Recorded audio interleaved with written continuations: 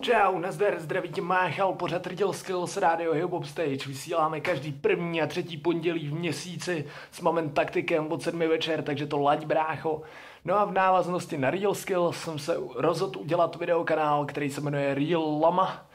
A tam si budu brát na mužku lidi, kteří si myslí, že mají skills, ale jsou hrozně lamí a krabí a nemají soudnost, což je to hlavní.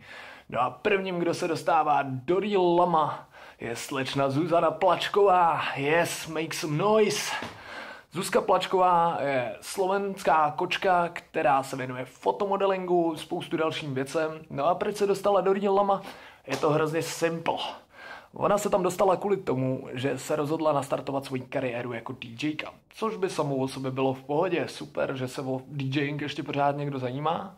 Průser je ovšem v tom, že frajerka ještě ani pořádně neviděla mixák, neviděla gramec nebo CD player a rozhodla se, že si bude říkat 800 za hodinu. No ne. Zuzko, ty si asi jako lízala nějaký LSD, nebo nevím, jinak si to jako nedokážu vysvětlit.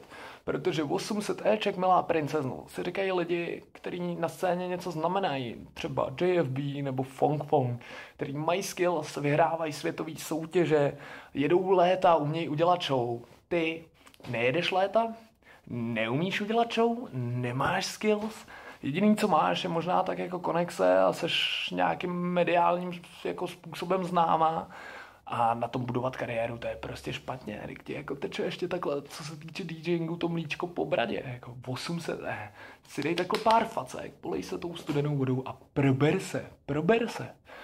Normálně a jako jediný, co ti na to můžu říct, je asi to, co říkal DJ Vec v jedný ze svých pecek.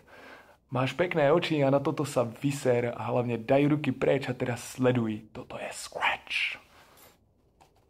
What's up? Bitch! Give it to me. I'm expecting some new styles soon.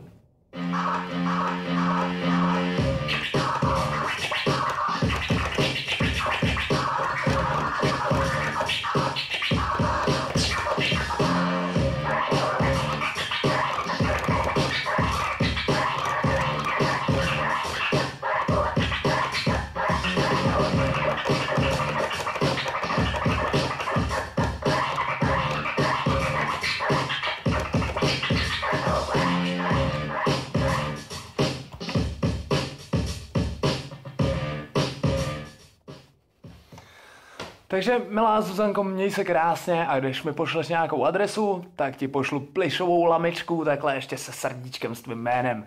Real Lama se loučí, Máchal, čau příště, see ya Zuzko a buď dobrá.